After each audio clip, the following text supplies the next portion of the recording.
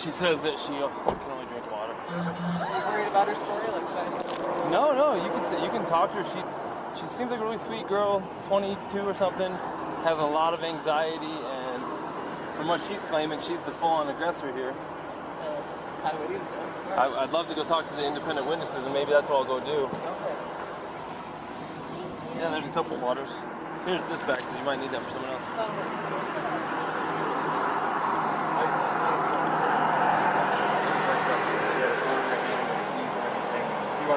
I know to keep her rings, the phone, and I was holding on to the keys because I didn't want to go anywhere. And my big fear is, I don't have my phone, I don't have a phone, so she goes off without me. But it's alright, I'm on my own.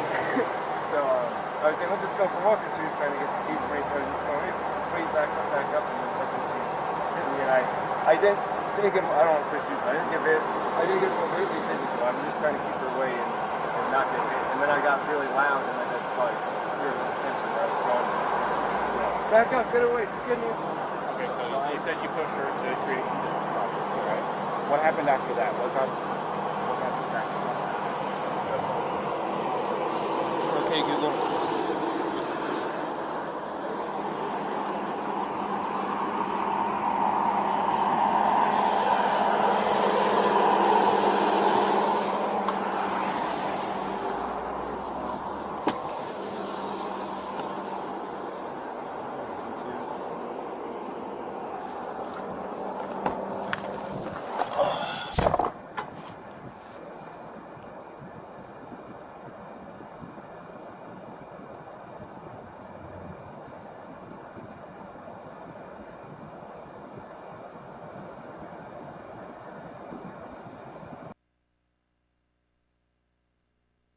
Police, how are you? Hey, we got this van stopped, and we've separated the male and the female, and we got both of their stories. Now that we're not looking for them so intensely, I was just wondering if you had a minute to just kind of repeat to me what it is exactly you saw. No problem, sir. Yeah, so I was talking to my friend across the street near the Forest Service building, and I just noticed that this couple was sort of arguing a bit. And, I wasn't staring at them, but it did catch my attention. And what I noticed is it seemed like they were sort of squabbling over a phone. I want to say that he was trying to grab her phone, and I'm not sure exactly why. And then it seemed like he had sort of blocked the one side of the van and sort of wasn't letting her in. And then the male was stepping into the driver's seat, and she was trying to get into the van. I think he said something about, why are you being so mean, something like that. And I remember she sort of hit him a few times, and it wasn't like slugs in the face, but just kind of like two kids kind of fighting. They reminded me of very mature, I don't know, children sort of fighting. But there seemed like something was off, and it seemed like a weird vibe. And eventually it seemed like, she crawled into the driver's seat, sort of like got into the vehicle over his lap, sort of forced her way in, I guess. And then they were in the car, and then they just drove away. So I wasn't sure what the nature of the argument was or what. It just seems like there was some sort of disagreement and some sort of like shutting. I don't know why she would have entered through the driver's door. I thought that was strange. So I thought about calling it in, but as soon as I walked up this bar, there was another gentleman who was already calling it in, so I was like, oh, good on you. That seemed a bit off. I wasn't sure what to do in that situation, but that's what I saw, and if there's any other specific questions, I'm happy to try to answer. Did you ever see the male strike the female? I would say that I think I saw maybe a push or a shove, but not like a full-on punch to the face or anything. Was the shove was the shove or push an aggression towards her, or was it a defensive maneuver away from her, or to get her away from him? That's a good question. It was unclear what was going on to me, but it did seem like he was. It seemed like he was trying to close off the passenger side of the vehicle and close things up. It almost seemed like he put that backpack or something on the back of the vehicle. I'm not sure. And then he was stepping in and she was out. She trying to get in. So maybe Okay. I don't. It was the whole thing was off, and so no, I didn't see anything that was like him chasing after her or hitting her or vice versa. It was kind of light, and they were almost kind of laughing, and I wasn't sure if they were just joking around, to be honest. But then it got more strange as he was in the vehicle about to drive off. But you did see her slapping him, though, it sounds like. Yes, it was like, my memory is he was in the driver's seat, and she has the driver's door open, and she was like kind of hitting him either in the arm or maybe on the face, maybe with an open hand, like, hey, let me in, don't be a jerk, something like that. Okay. Well, you know, your story is really, really helpful because you're an independent witness, and we've just interviewed both of them, and what you're saying is making everything make a lot of sense. So I really appreciate that I ran into you and that I was able to get your number and talk to you. So thank you very much. If we need to ask for a written statement, obviously it's voluntary, it's helpful, but at this point I don't know if we need to go that far unless you're around and super willing at this moment. I can meet you and get a statement. Yeah, no, I live here, totally willing to do that. Oh, nice. Okay. Maybe I'll just go. Yeah, I can go write it down now before memory fades, because, like I said, I was kind of just casually observing, but something did seem off, and just wanted to make sure that no one was in a bad situation. So. Where can we find you to give you a form real quick?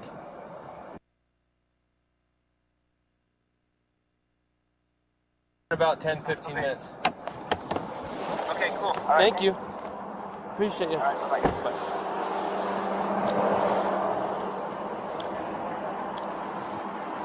Hey, Robin. So I just got a phone with one of the two witnesses, and I recorded it. Do you want me to tell you what he said real quick? Do you mind hanging with him for a minute?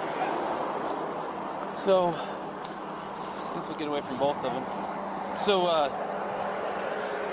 he said that he never saw the male strike the female. He saw the male trying to lock her out of the vehicle. She even told us that he was trying to lock her out, told her to go take a walk. Said that she was trying to get in. She eventually couldn't get in and actually clawed her way in through the driver's door. He says, I don't understand why she's doing that. Well, I think it's because it was the only door that wasn't locked that she could get through.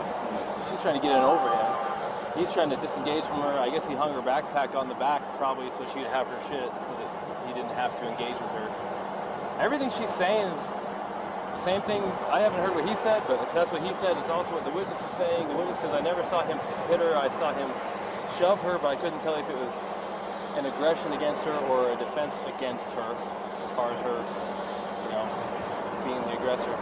So at this point, unless the guy's screaming that he needs to go to jail and did something to this girl, it sounds to me like she is the primary aggressor. Yeah. Now, the problem with her being the primary aggressor is in incidents of domestic assault, be it a male or be it a female, we shall arrest. Now, that doesn't necessarily mean they have to go to jail. We can do a citation if it meets one of three criterion, which one of them is that we can ensure that they're not going to further risk each other's safety. But the problem with that is they live in the same vehicle. That's what I was going to say. The other part of it is there was actually been injury too to the victim, which is him. Right, and I'm getting conflicting stories about why they hit the curb up here. What did he say? Why he hit the curb? Well, I watched. This is what I saw. Saw him cross the double yellow. I was doing 42 miles an hour. I was, probably 2 car lengths behind him, tapping my wheels at him, trying to get his attention. They knew I was behind him. And then after he crossed the double yellow, he merged over into the right lane, and then out of nowhere, just boom, went hit the curb. So did he tell you why? He said that she grabbed the wheel and turned it real hard. She said that she was hitting him in the arm. So sounds legit. I mean, I'm sure if I'm driving and my arm's on the wheel and I'm getting hit in the arm, I'm probably pulling out the wheel. Yeah. And I'm sure it was a little of both. I mean, usually the truth is somewhere in between. He's probably trying not to say that he hit her because he probably doesn't want her charged with assault, domestic assault. He probably would rather say she pulled the wheel than hit him. Yeah. You know what I mean? So, unfortunately for her, we cannot treat, just because he's bigger and stronger, even if he's not willing to press charges, we can't treat this differently than if it was a male and female violence. Yeah. And we're going to have to charge her. And we can do a citation if there's some arrangement that can be made to separate them. And then we have to let them know that there's no contact order in effect. Yeah. And then we had to let him know the only way to drop it is to go into the police department during business hours and fill out a waiver, which, by the way, what's It's today? too late Thursday? today. So it won't be till tomorrow. And they're only there till noon, I think. Yeah. Which I'm sure he's going to want to drop it. Well, the other part of it is they said they've been on 4 or 5 months that they've been living out of the van together. Well, this is really bad news, so let's talk to him first. His name's Brian. Did you ask him yet and take pictures of him? Yeah? No, I Okay. So Brian, unfortunately in the state of Utah, we don't have discretion on some things. Like, for example, if I pull you over for speeding and I want to give you a warning, I can do that because it's under a Class A, it's a Class B or under. If I want to give you warnings for all kinds of stuff, I can, but there's a few things I can't. Like, when I say I, the police, I'm not in charge of this. One of the things that the state legislature doesn't give us discretion on is charges when it comes to a domestic assault.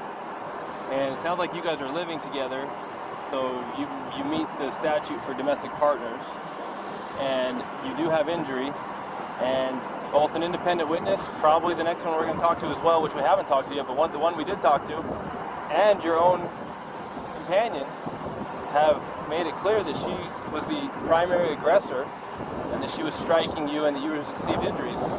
You haven't admitted to striking her. She has not admitted to you striking her. The witness did not see you strike her. So at this point, you're the victim of a domestic assault. That even if you didn't want to pursue this, we don't have a choice.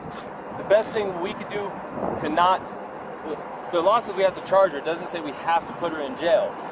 Okay, but it also says we have to separate, do a no contact order, and that we have to put her in jail if we cannot separate. And there's a little problem here. Is you guys live out of Florida, living in the van together.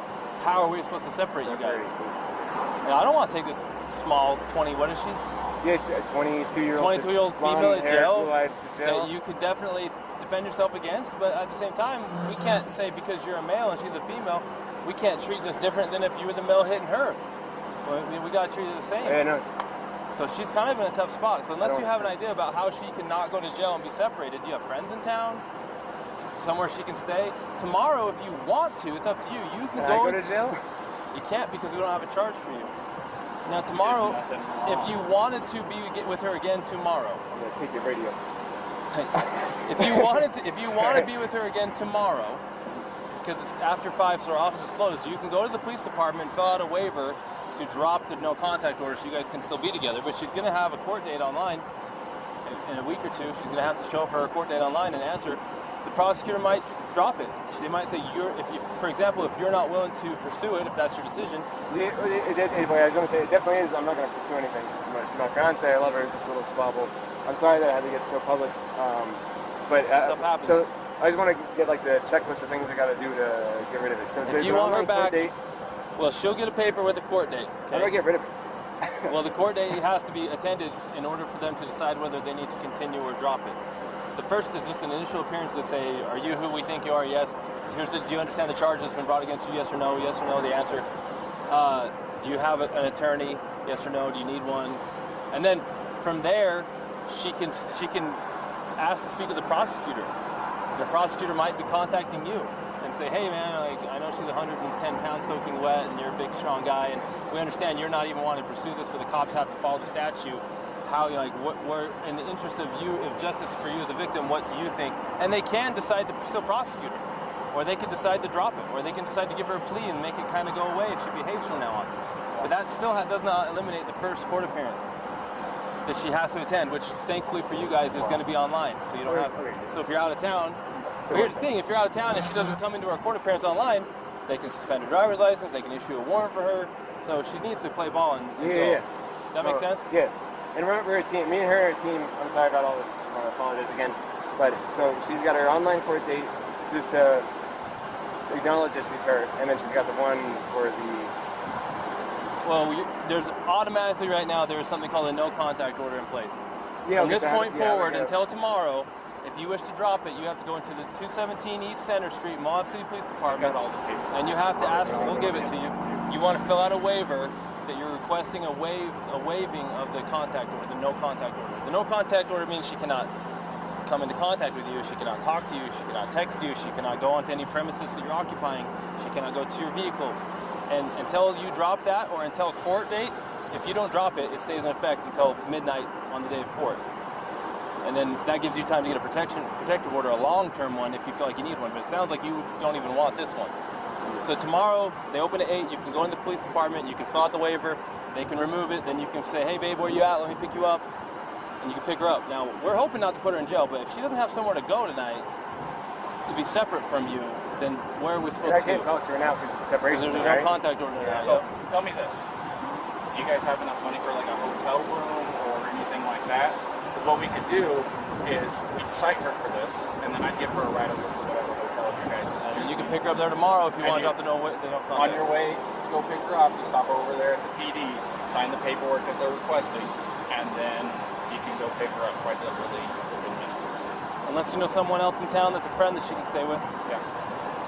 Yeah, no, unfortunately not. I don't, and I guess that... Man, I sure hate to... I don't want her to go to jail. Will it be... If she goes to jail, it's like... that goes down somewhere instead of her going to a hotel, right? If you did a citation, it would be...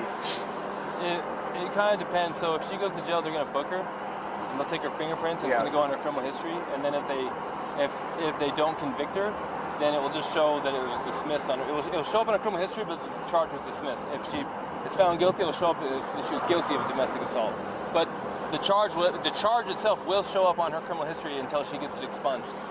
Now, even if we give her a ticket, we're still going to take a fingerprint, and it's still going to show up. Either way, it's still going to show up. There's no way around a Class A. Or is this Class B? This is Class B. But they do require a fingerprint on it. Yeah. Okay, so... The other part is if you contact her or she contacts you, she can be charged with a Class A. Well... Which is a little bit different, but it doesn't help the same. If you were to contact her and she responds to you, then she could get a new charge for violating the no contact order. The no contact order doesn't restrict you, it restricts her.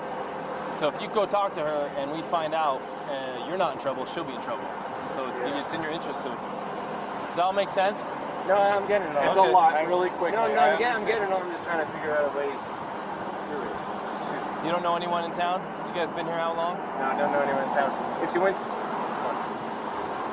She could... I don't think CK will take her where she's the aggressor. No. It is a women's shelter. I'm curious. You could find out and say, hey, she doesn't have where to go. If you did the citation, say she drove off she could drive off in this car. We could give you a ride somewhere. I got my backpack. Sucks for you, but I got my backpack. You can spend a night. You want to drive me to Delicate Art? Does she have a good driver's license? And she does have a driver's license. You trust her with your vehicle? And yeah, she can handle it. Well, then you'd kind of be homeless for the night around town. And I can't talk to her at all. Well, and I've got to do the thing, so I can't go camping. We can tell her what it is that she needs to do to get through all this, and then let her know what your plan is. Here's the problem, though. If we take you up to Delicate Arch, you're going to be hoofing it from Delicate Arch all the way down to Moab Center Street so that you can fill out that paperwork, because if you're not there by noon tomorrow, They're closed at noon Monday tomorrow morning. because it's early out Fridays over the office, so you won't be there afternoon. You'd be looking at Monday morning before you could actually see her again. And again, we're not trying to make your life hard, but this is written in statute. There's nothing we can do about it. It's designed to protect victims of domestic assault. Not everybody's the same. This is different than normal, but we have to treat everything the same. And that's just how it is. So did you think that you can't afford a hotel? No? Very little money we have, for sure. Hotels are expensive here now. You want me to? I'll call Sea Caven. Just see if Sea Caven will take her for the night. I'll see if they'll take either one. Sea Caven. This is a women's shelter. Actually, Sea Caven will take him as a victim of domestic assault. Sea Caven will take you, and they will help you tomorrow. And you're like a block and a half away from the PD. Let's see if Sea Caven will take him, because they actually they didn't take a guy, but they got a hotel for a guy last time. Yeah, I'll do that. Sea Caven might get you a hotel.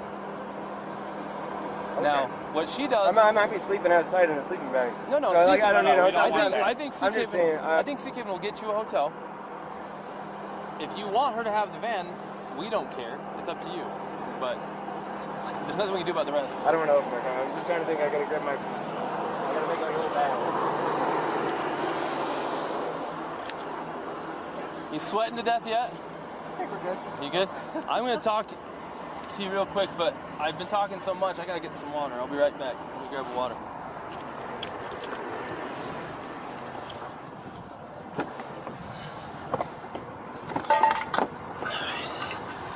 Now this is the water. It's cold water. That's how we get visitors. Hell yeah. Okay, Gabby, when you grow up and you're a full-grown man, this is what you'll drink from. Plus it's ice cold, and so I'm gonna drink from it. Sorry.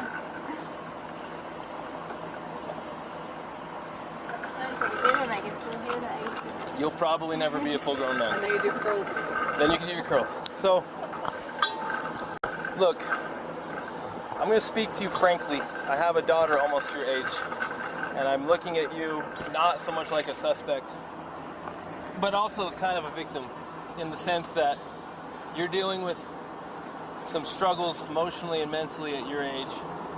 Probably they'll work themselves out as you get older. There's a lot of angst at your age, and I remember being your age too. And hopefully it works itself out. But the stuff you did today that contributed to this, because you both contributed to this, is as a result of your inability to cope with the anxiety and the stress that you're having. So in a way, you're kind of a victim of this. I think you would have done better if you had the skills to do better. But you don't learn skills until you learn skills, and you don't have enough life experience yet to know how to navigate everything. Like, I don't either, but I can navigate what happened. If I was in your shoes, I could handle it different because I'm 39 years old. I've been through it. But I've got a lot of life lessons to learn still, because I'm like my dad and my grandpas, they know stuff I don't know, right? They can do stuff I don't know. So in a way, I'm just letting you know that we sympathize with you. But based on what you've said, and based on what our witness has said, and even based on what your fiance has mentioned, trying his very hardest not to have you in any trouble, he does have marks on him that witnesses say were caused by you slapping him. And that even you say you slapped him and were aggressing him first. And I don't have anyone saying that he actually punched you aggressively. It sounds like it was shoving in a manner that was probably more consistent with trying to prevent you from entering the van, or to get space from you, not to assail you. Does that make sense? So if the tables were turned and he was beating on you and you were shoving him, of course we're going to look at it like, oh, of course she's defending herself to get away from this guy. Well, we're kind of looking at it the same way with him, and we have to treat both fair, even if he's a bigger male and you're a smaller female. The law doesn't say, hey, Officer Pratt and Officer Robbins, you can treat people different based on gender under the same, so we can't. Even if it makes no sense that because you probably could not physically destroy this man the way that he could if he attacked you, we can't treat you different, okay? So all that long-windedness I'm giving you right now is leading up to the fact that if I pull someone over for speeding, I have the right to give them a warning. I have something called officer discretion. But in the legislature in Utah, they have made a law that if we have a domestic assault, they don't trust the police to make good decisions because too many cops have made bad decisions. So they say, we're not going to give you discretion. We're going to write a law that says if you have a domestic assault, whether it's male on female or female on male, whoever the primary aggressor is has to be charged. No choice. You don't get to give them a warning. It doesn't even matter if they're barely hurt at all and the guy doesn't want to press charges, or the girl doesn't want to press charges. We don't have a choice. We literally have no choice. He does not want to press charges. He says you guys are a team. He says you're his fiance. He says he loves you. He says he doesn't want anything to happen. But we're explaining to him that we don't have any choice in this.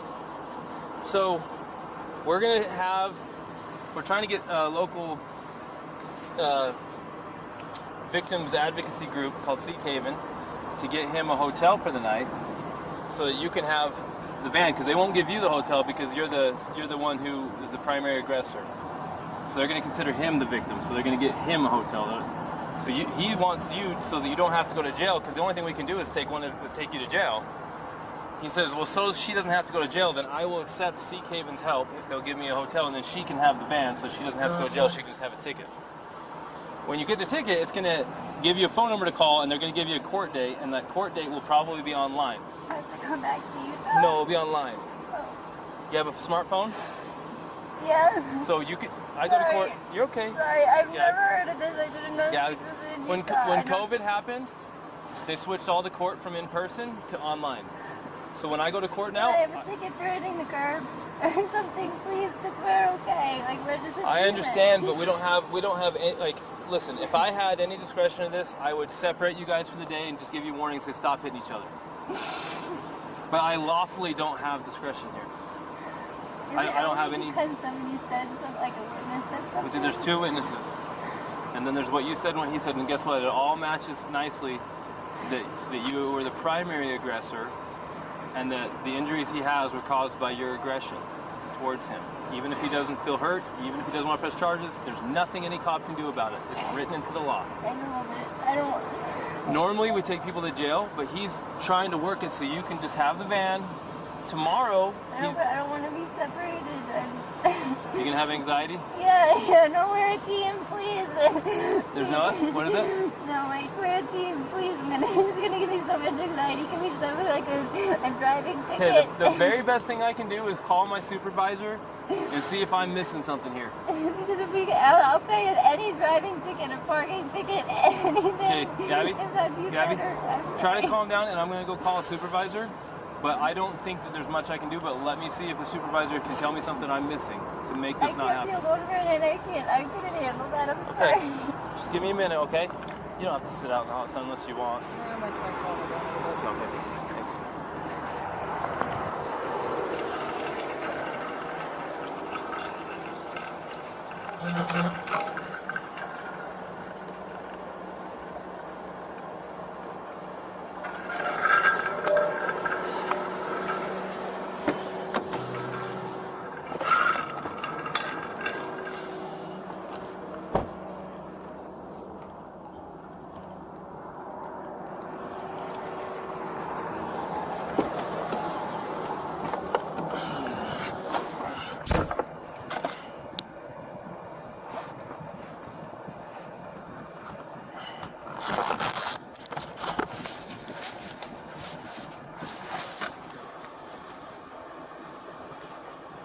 Hey, so a tiny little girl, 22 years old, slapped her boyfriend, her fiance, several times. He's got a little bit of a little tiny abrasion on his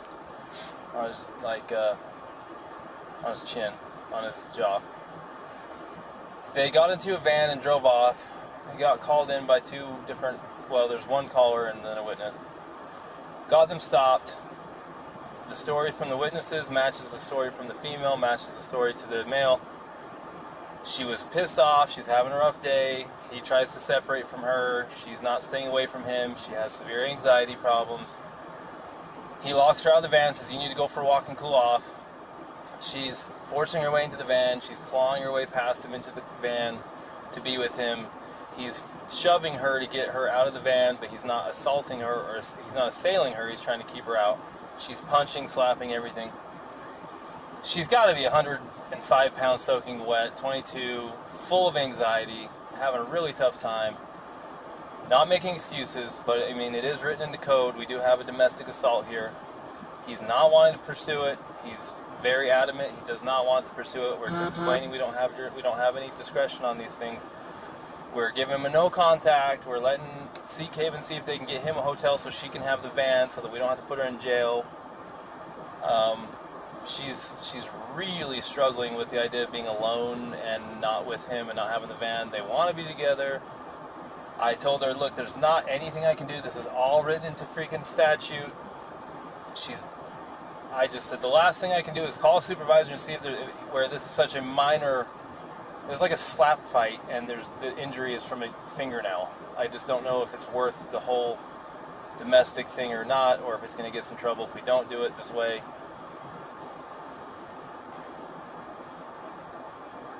Well, they don't want to, but I told them that unless I get some kind of permission some other way, I'm pretty sure this is just statute and that we have to separate you.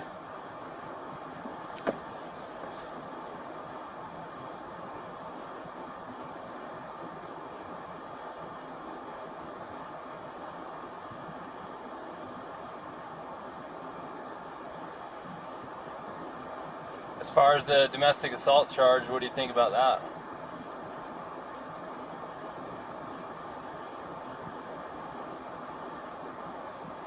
Well, I mean,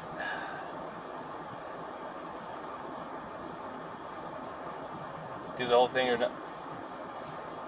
But is there a way to not do anything on something like this? I mean, it's so minor. It's hard to say, right? I'm going to go reread the statute and just see if it fits or if there's a way it doesn't fit, and if I can find a way that, because it really is this. the spirit of the law is being lost on this one. It really is. So let me see what I can find, and if nothing else, then we'll have to separate them whether she likes it or not. Alright, thanks. Alright, bye. Thanks. Bye.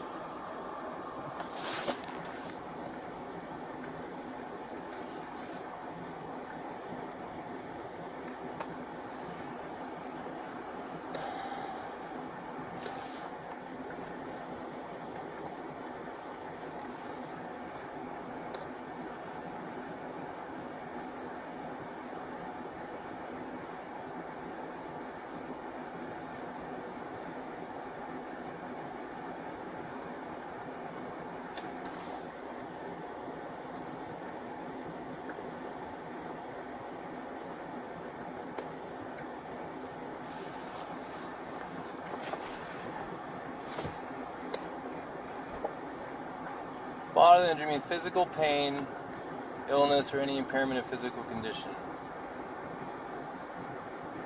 So let's see. He's not ill. He doesn't have an impairment of physical condition.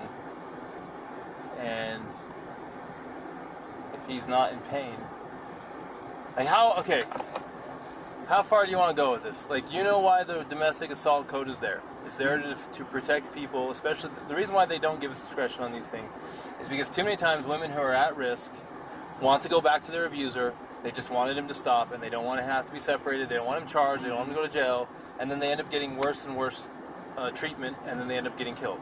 Mm-hmm. In no way, shape, or form that I can perceive does what happened here, a little slap fight between fiancés who love each other, want to be together, can I perceive that this is going to digress into the situation where he's going to be a battered man? Right. But then again, I don't have a crystal ball. So I was looking at I talked to the assistant chief to see if there's any way to just go less than than the full force domestic assault route. Right. And he says, look, I mean, you either go all the way or you don't. And it's like, okay, but under what circumstances can I not? And really the only time I cannot is if it doesn't fit. If it fits, then it's in the law, then you have to do it.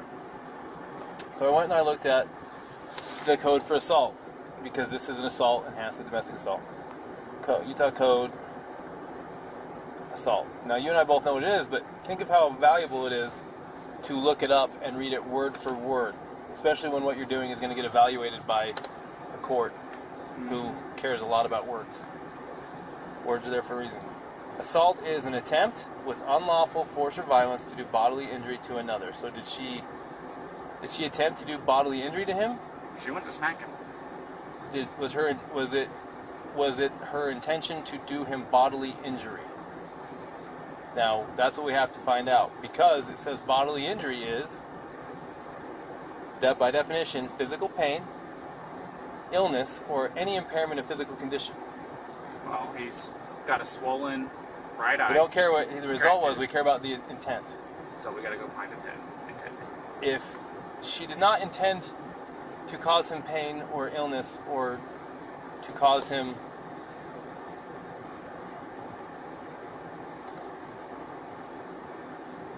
impairment of physical condition. Was it intent and attempt, or intent or attempt? When you're attempting to do something, you have to intend to do it. True. If I attempt to get a basketball through a hoop, I have to intend to do it. Intent is implicit with attempt. Right. Okay, so what was her intent? What was her intention? If you go ask her, what was your intention when you were slapping him, and she says, I wanted him to hurt or be ill or impair his physical condition, then there's nothing we can do. Okay. One way to word it might be, hey, when you slapped him, were you intending to cause him physical pain, and let's get rid of illness because it has nothing to do with it, physical pain or impairment of his physical condition? Was that your intention? Is that what you were attempting to do? That's what it says right here, an attempt. Right. Were you attempting to cause him pain or an impairment of physical condition? Whatever she answers to that question will seal her fate. Because the only way you know what she was attempting to do is by asking her. Right.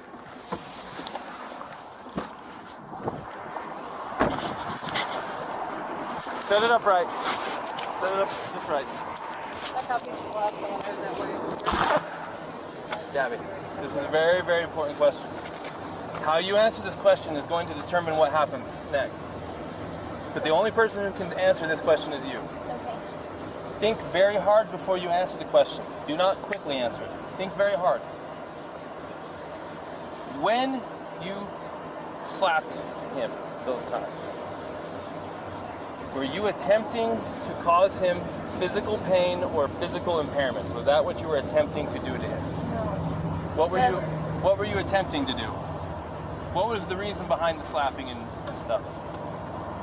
What was it you were attempting to accomplish by slapping? I was trying to get him to stop telling me to calm down. Well, it doesn't sound to me like she attempted to injure him. It's your call. This is 100% your call. I support you either way. Can't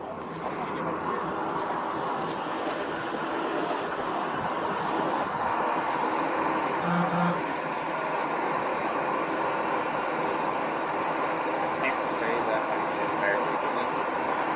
She openly admitted to me earlier that she was striking him in the arm. He said that she was striking him in the arm. He said she was, and that's what caused him to hit the curb. She said that she grabbed her. I might have these two mixed up, probably. No, she said that too, that she started distracting him by hitting him, and that he probably looked at her, and that's why the mark is on the window side. And she said it's her fault that he swerved because she was distracting him by hitting him. But she said she didn't try to hurt him, it wasn't malicious, she thought that he wasn't listening to her.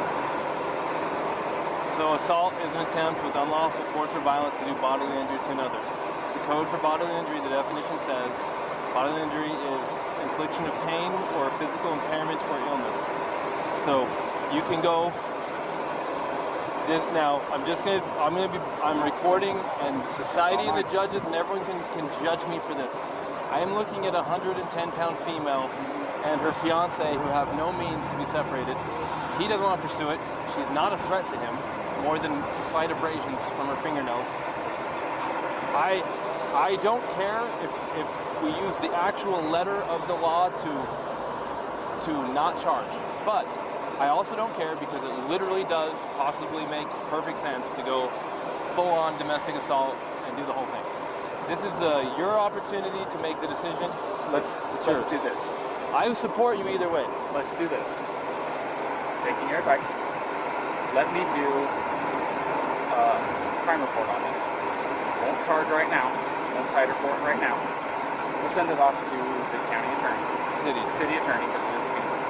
Send it off to the city attorney. Let them screen it and make a decision. If you send it to the city attorney and they strongly disagree with your decision and they throw a complete fit, you might hear about it in a very negative way. Right. So I would make a decision yourself. I'd rather be dinged for a decision I made than a decision I didn't make. Especially if they think you were completely negligent in your decision. Why give it to them? The only reason to give it to them is if you're not sure if you have enough for something and you want them to decide if they have enough. So I support you. I'm not joking. If we need to go all the way to jail or whatever we need to do, all the way down to... Your hands out. Go ahead.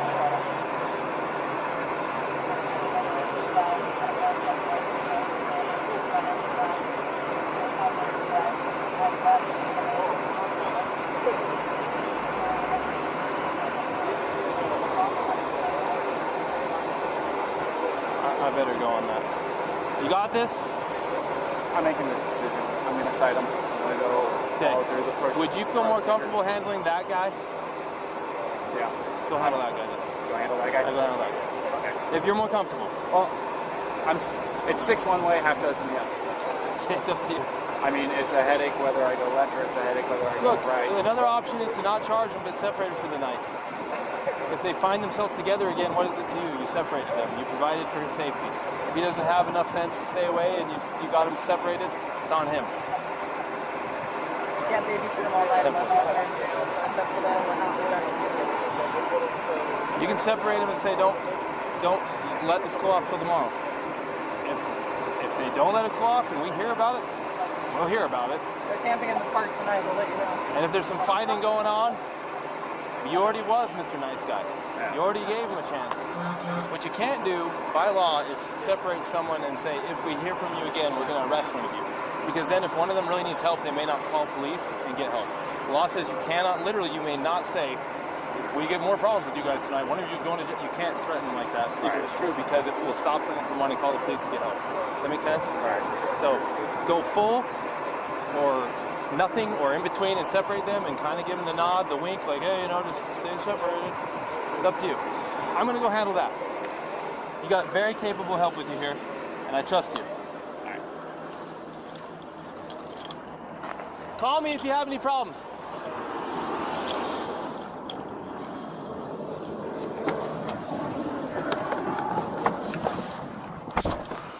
SOTT, I'll separate. I'll be en route to that intoxicated now.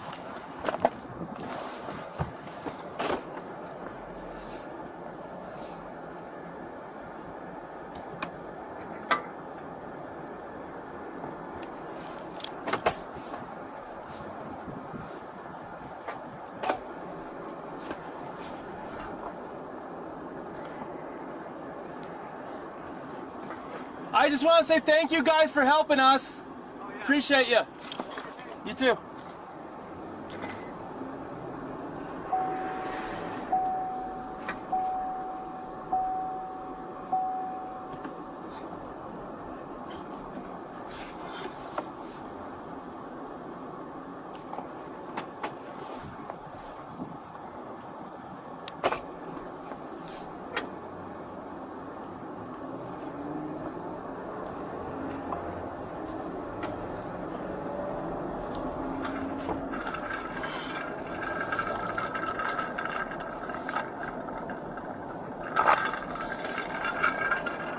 Uh-huh.